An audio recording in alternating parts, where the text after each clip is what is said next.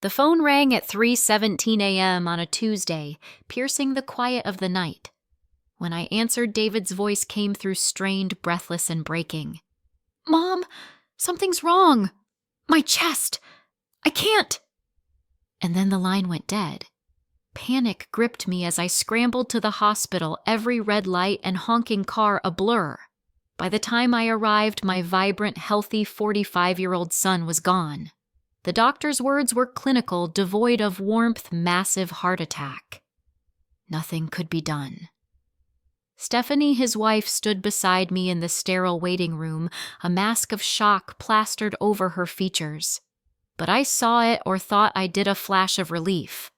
No, surely it was just my grief making shadows of imagination.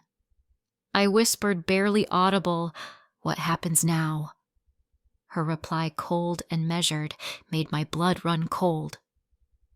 "Eleanor David's gone.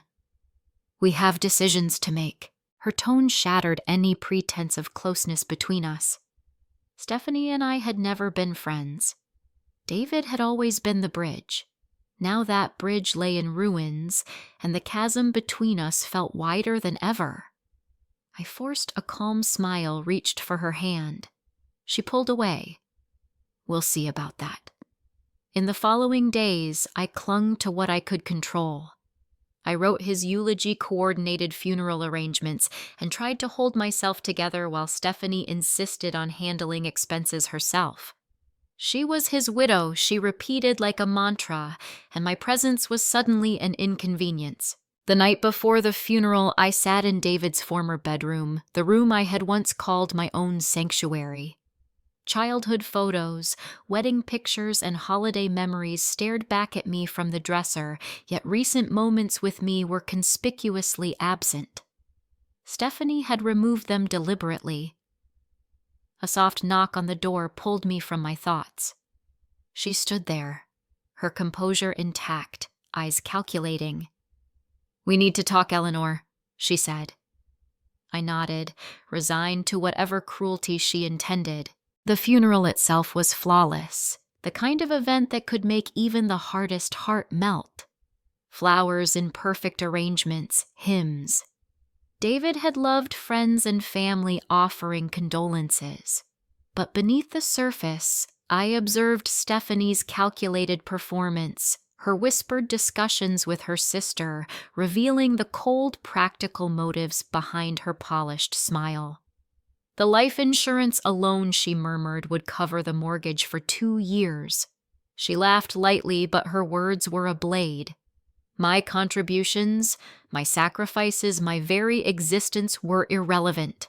She made her intentions crystal clear. The house was hers, and I was to vanish. The day after the funeral, she delivered her verdict with ruthless efficiency. "You have until tomorrow evening," she said, arms crossed, the weight of her words hitting me like physical blows. 2 years of shared living, 2 years of helping and being useful, reduced to a handful of suitcases and a few boxes. She had removed me from the life I had been part of without apology, without hesitation. Every plea for understanding fell on deaf ears. I packed methodically, suppressing the rage and grief that threatened to overwhelm me. By 6 p.m., she was at my doorway, arms folded, ensuring my eviction was complete. Not a single word of remorse. I drove away without looking back, heading to the nearest hotel I could afford. The room was small, sterile, smelling faintly of cleaning products and despair. I sat on the polyester bedspread and stared at my reflection in the mirror above the dresser. Who was this woman staring back at me, childless, widowed, homeless? But as I sat there, despair mingled with an unexpected spark of anticipation. Stephanie thought she had won. She thought she had removed me from her life entirely. She had underestimated the quiet, meticulous preparations my son had made.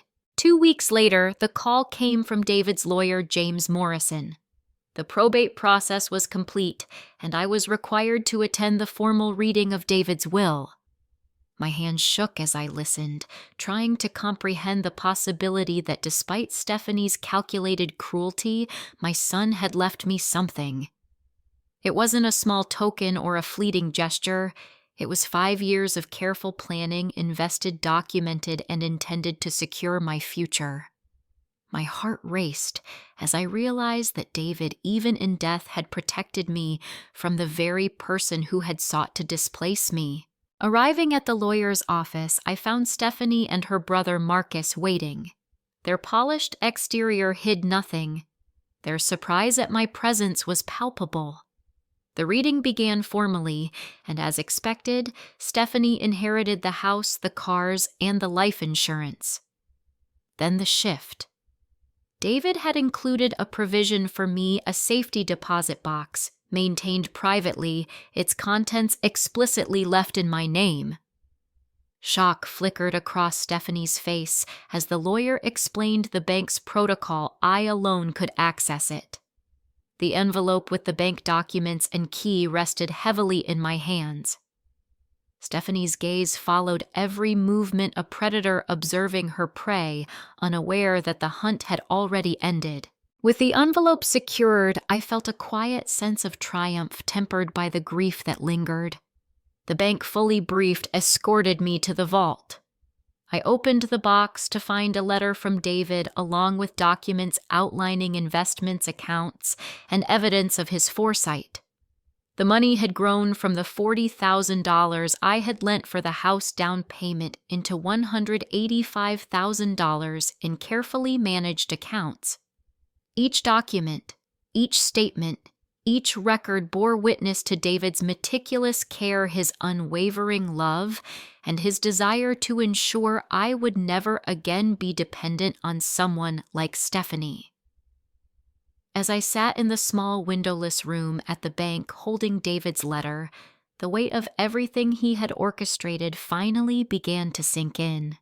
His words were tender, protective, and tinged with the quiet humor I had known so well. He had foreseen Stephanie's manipulations, documented them meticulously, and ensured that I would have the means to live independently without fear or reliance on anyone who sought to diminish me. I ran my fingers over the thick envelope filled with printed emails, text messages, and financial statements. 5 years' worth of evidence, every cruel comment, every lie, every attempt to make me feel insignificant, all carefully preserved. It was a revelation and a vindication. Stephanie, so confident in her control, had underestimated both David's foresight and my resolve. The irony of the situation was almost poetic. She had spent years presenting herself as the grieving widow, the perfect wife, while plotting to isolate me, to paint me as a burden to seize control of every resource she deemed necessary. Meanwhile, David had quietly been ensuring that I would emerge unscathed, both emotionally and financially, once he was gone. The plan was precise, careful, and utterly unassailable. I transferred the contents of the box into a large envelope and thanked the bank manager, Mrs. Peterson, for her assistance. As I stepped into the sunlight, I felt a strange mixture of relief, empowerment, and sorrow. The grief for my son was still a raw ache, but it was now accompanied by clarity. I knew I had been wronged, but I also knew that the scales had been balanced thanks to David's foresight. Stephanie's anger and frustration would be my quiet reassurance. I was no longer at her mercy. A few days later, Stephanie called. Her voice was sweet, falsely conciliatory. "Eleanor, I was wondering if you'd like to come by for lunch today," she said. "We could discuss what you found in the safety deposit box." I almost smiled at the audacity. She had discarded me, humiliated me, and now she hoped to manipulate me into some kind of compromise. Calmly, I agreed, knowing exactly how I would approach it. At noon, I arrived at her house carrying a small gift bag. Stephanie opened the door wearing a flowing white dress perfectly coiffed, her smile bright and calculated. I stepped inside, observing the meticulously set dining table, the fresh flowers, the china arranged with precision. Everything spoke of her desire to project control and perfection. She poured iced tea, chattered lightly about the weather, and spoke of family obligations as though none of her prior cruelty had occurred. I listened quietly, waiting for the precise moment to reveal the truth. When she asked about the contents of the safety deposit box, I calmly placed the folder containing 5 years of evidence on the table. Stephanie's composure faltered as she leaned forward, curiosity and panic mingling in her eyes. Bank statements, investment records, credit card statements, emails, and text screenshots were laid bare. Every instance of manipulation, every dismissive remark about my contributions, every attempt to isolate me, all documented and undeniable. Stephanie's breathing grew shallow. Her carefully constructed mask of innocence cracked, revealing the cold calculation beneath. I could almost see the wheels turning in her head, trying to reconcile the evidence with the persona she had so carefully maintained. She demanded explanations, pleaded for rational discussion, but I remained composed, calm, and unwavering. Every word I spoke reminded her that she had underestimated both David and me. The money I now held, the growth of the $40,000 I had contributed to the house, was more than just financial security. It was a symbol of justice, of foresight, of a son who had protected his mother even after his death. Stephanie attempted to negotiate, suggesting that we combine resources, pool investments, or even share the contents. I smiled gently, setting down my tea. "That's very generous, Stephanie. But this is not about generosity. This is about what is rightfully mine, what my son entrusted to me." Her face paled as she realized that every attempt to manipulate, every argument, every false appeal to morality was ineffective.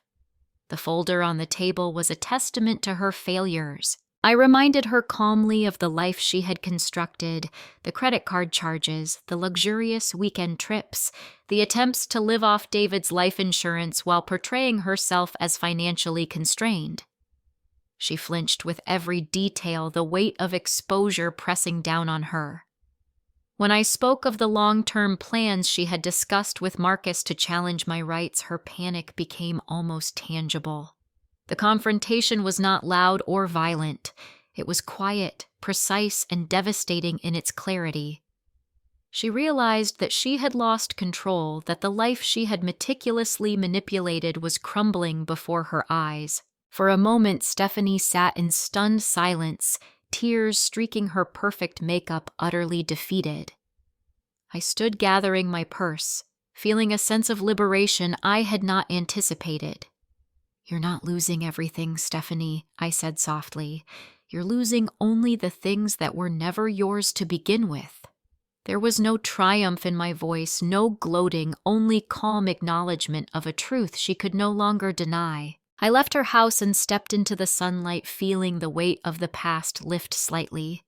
Grief was still there, raw and unyielding, but it was mingled with clarity, security, and the quiet satisfaction that justice so carefully arranged by David himself had been served.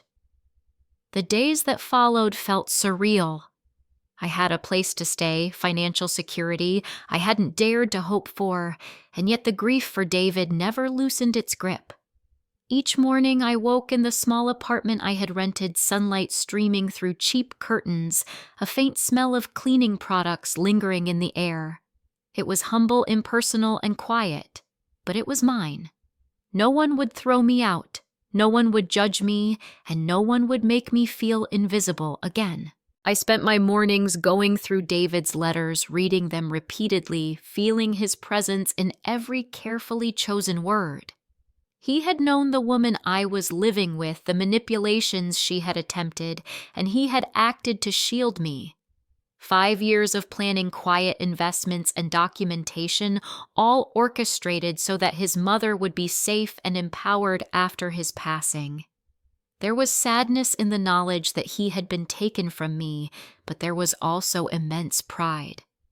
My son had been thoughtful, meticulous, and wise beyond measure. Even in death, he had provided guidance, support, and love. The hotel stays the apartment hunting the financial planning. It all seemed like a blur in those first few days. But one morning I decided it was time to confront the past to address Stephanie one final time. I picked up the phone and called her, pretending to be casual, neutral, almost indifferent. "Stephanie." "I'll be coming by for lunch," I said. Her tone was cautious, almost tentative.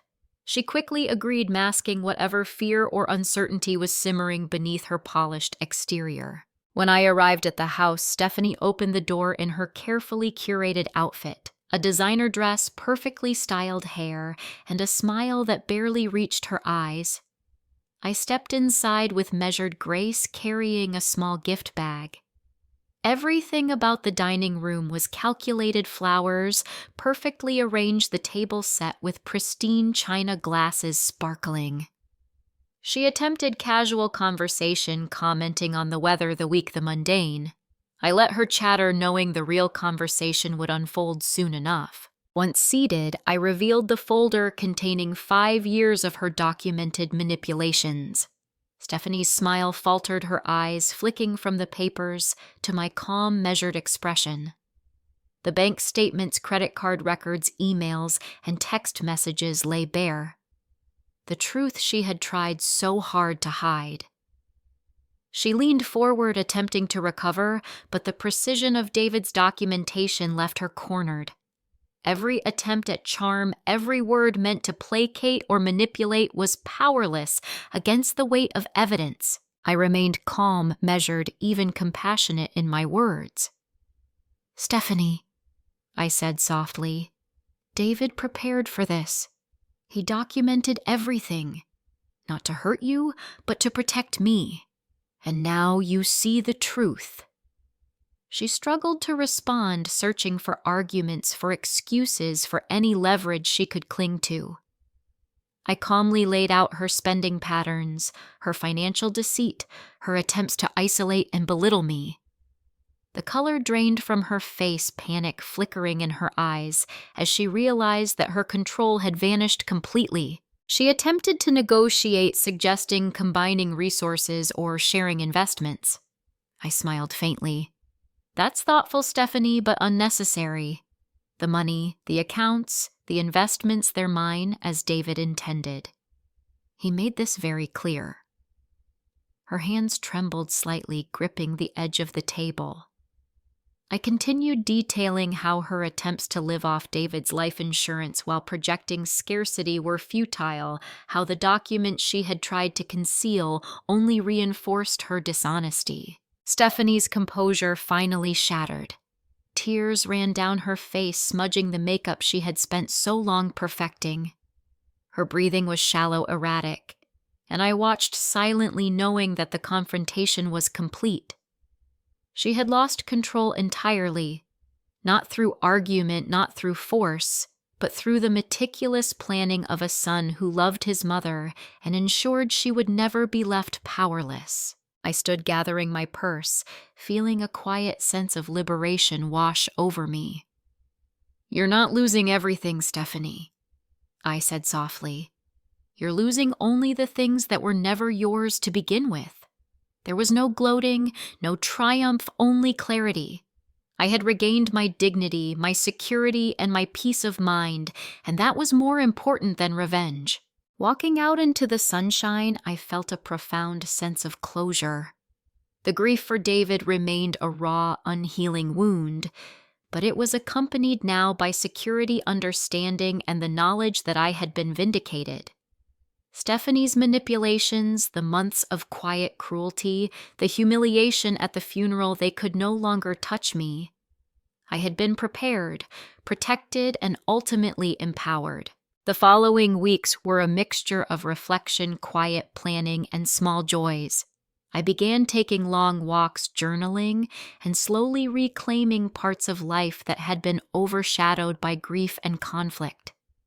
I found satisfaction in rebuilding, in organizing my apartment, and in connecting with friends who reminded me that love, trust, and integrity were worth more than any material possession. And in every quiet moment, I felt David's presence a reassuring warmth that reminded me of the foresight, care, and love he had left behind. The sense of liberation only deepened when I finally accessed the safety deposit box. 5 years of careful planning, all orchestrated by David, lay before me: letters, bank documents, investment statements, and personal correspondence. I held each item reverently, feeling the weight of his thoughtfulness and foresight. David had not only repaid me for the $40,000 I had contributed to their house down payment, but he had grown it into a substantial sum, $185,000 in various investment accounts, all accessible solely to me. Tears welled in my eyes as I realized the magnitude of his gift. It wasn't just the money. It was the message, the protection, and the affirmation of my worth. The following day, I visited Stephanie once more, carrying a small gift bag, a framed photo of David from his college graduation. It was a gesture of civility, but also a subtle reminder of what truly mattered: the son she had married and the love he had entrusted to me. Stephanie's reaction was carefully measured at first. She smiled, accepted the gift, and tried to engage in casual conversation. But when I calmly set the folder of documentation on the table, the mask slipped. Her carefully constructed facade of warmth and charm crumbled, replaced by panic, disbelief, and eventually defeat. I walked her through the evidence bank statements showing that the mortgage had been automatically deducted from David's salary emails and text messages that revealed her duplicity, and records of luxury expenses juxtaposed against her claims of financial strain. Stephanie's breathing became shallow. Her hands trembled as she realized the extent of David's foresight. She had been meticulous in her manipulations, but David had been one step ahead, documenting every word, every transaction, every subtle attempt to control and belittle me. There was no shouting, no theatrics, no vindictive gloating on my part. I spoke calmly, deliberately, revealing the evidence with the gravity it deserved. I reminded her that the money she assumed would be hers was not a gift to her, but repayment for what I had contributed and the carefully accumulated investments that followed. The folder contained the truth, and the truth could not be disputed. Stephanie's reaction shifted from confusion to desperation, and finally to the quiet recognition that she had lost the power she had assumed she wielded. For the first time since David's passing, I felt a sense of justice, not revenge, but vindication. The months of humiliation, the heartbreak, the eviction, the isolation, they were finally balanced by clarity, protection, and a tangible legacy left by the son I had raised. I had not only survived the storm of grief and manipulation, but emerged empowered, secure, and respected. Stephanie's pleas to reconcile, to negotiate, to share resources were met with measured detachment. There was nothing to discuss, no leverage she could claim. David had provided, and I was fully aware of it. Over the next few weeks, I settled into my modest apartment, organizing my life around routines that honored both my independence and my memories of David. Mornings were spent journaling and reflecting, afternoons tending to a small balcony garden, and evenings savoring quiet moments of introspection. The grief never fully subsided, but it transformed into something bearable, even purposeful. I began reconnecting with friends and distant family, sharing my story and finding solace in the knowledge that careful planning, love, and integrity had preserved not just my financial security, but my dignity. One morning, I visited the bank to finalize access to David's investments. Mrs. Peterson, the bank manager, greeted me warmly, offering quiet congratulations and guidance as I navigated the paperwork. Each signature, each verification reinforced the reality that I was no longer at the mercy of anyone else. I had agency, choice, and the tangible proof of a son who had cared enough to protect me even after he was gone. The experience was humbling, powerful, and unexpectedly joyful. Finally, I allowed myself to fully confront the grief, the anger and the betrayal that had accompanied the loss of my son, and the cruelty of my daughter-in-law. I realized that life was unpredictable, and the people we trust can sometimes hurt us. But equally, love, when intentional, thoughtful, and true, can protect, empower, and sustain. David's careful planning, his foresight, and his unwavering commitment to me proved that even in the face of deceit, integrity, and love could prevail. As I walked through the city streets one afternoon, carrying the evidence and investments, I felt a renewed sense of purpose. I was free from manipulation, secure in my finances, and most importantly, guided by the lasting presence of a son who had thought of everything. Stephanie's anger, her disappointment, her sense of entitlement, they no longer held power over me. I had clarity, autonomy, and a quiet confidence that came from knowing that I had been fully supported and validated by the one person who mattered most. In that moment, I understood a fundamental truth. Life's challenges, losses, and betrayals are often beyond our control, but preparation, love, and vigilance ensure that we can emerge not just unscathed, but stronger. My son had given me more than financial security. He had given me the knowledge that I would never be powerless again. And in that truth, I found peace. Returning to Stephanie's house one final time was a strange mixture of anticipation and calm. I carried only a small gift bag and my own quiet confidence, knowing that the confrontation ahead was no longer about fear or uncertainty.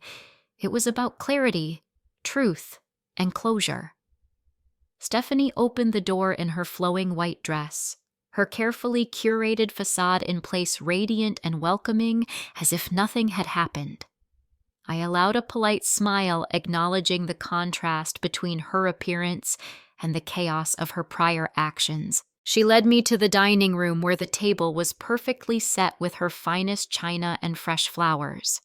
The scene spoke of elegance, wealth, and meticulous attention to detail, but also of an attempt to control perception. I sat quietly observing, waiting for the inevitable moment when her composure would crack. Stephanie poured iced tea and made small talk, all while I positioned the folder from David's safety deposit box between us. It was no longer just a piece of paper and documents. It was proof, validation, and the culmination of years of careful planning by someone who had loved me unconditionally. I began calmly revealing what David had left behind: bank statements, investment accounts, text messages, email threads, and records of her manipulation and duplicity. Each item was presented factually, without accusation, without emotional outburst, simply the evidence of a life carefully documented to protect me. Stephanie's expression shifted from practiced warmth to disbelief and finally to silent panic. Her posture stiffened, hands gripping the edge of the table, knuckles white. The calculated woman I had once feared was unraveling before my eyes, forced to confront the consequences of her own choices. She attempted excuses, pleas, and rationalizations, claiming stress, grief, and misunderstanding, but the documents left no room for argument. David had thought of everything. He had recorded every manipulation, every lie, every subtle attempt to undermine me. He had grown my $40,000 contribution into $185,000, ensuring that I would never be vulnerable again. Stephanie's fury gave way to helplessness. Her entitlement and perceived power crumbled in the quiet certainty of truth. The conversation ended with no shouting, no bitter words exchanged. I rose, slung my purse over my shoulder, and walked toward the door, leaving Stephanie to absorb the reality that she had lost influence over me entirely. She remained slumped in her chair, the grandeur of her dining room failing to shield her from the humiliation of her own miscalculations. In that moment, I realized that sometimes the most powerful form of revenge is not revenge at all, but simply being fully prepared, upright, and unwavering in the face of deception. The following weeks were a gentle rebuilding of my life. I moved into my modest apartment, unpacked my belongings, and established routines that honored both my independence and my memory of David. Morning walks, journaling sessions, tending to my balcony garden, and quiet evenings became rituals of healing and empowerment. I reconnected with friends, distant family, and old acquaintances, sharing my story cautiously, but openly finding solidarity in the experiences of others who had faced manipulation and betrayal. At the bank, Mrs. Peterson guided me through the process of transferring and accessing the investments David had arranged. Each signature, each verification reinforced my independence and security. The moment was profound, not because of the money itself, but because it was a tangible manifestation of David's love, foresight, and commitment.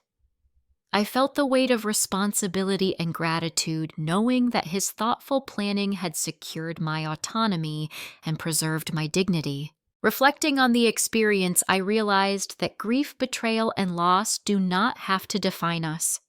Life will present hardships, sometimes orchestrated by those we trust the most. But with preparation, vigilance, and intentionality, it is possible to emerge stronger, wiser, and more empowered than before. David had given me a gift that went beyond financial security.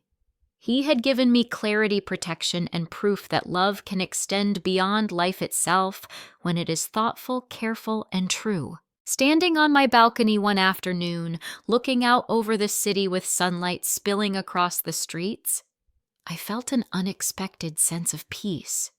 The heartbreak of losing my son remained, but it was now interwoven with the knowledge that his legacy was tangible, protective, and profoundly personal. Stephanie's schemes no longer held sway.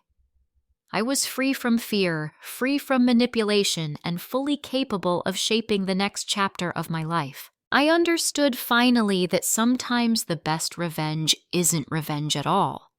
It is preparation, integrity, and quiet empowerment. It is allowing the truth to surface naturally, letting those who would manipulate or harm others reveal themselves.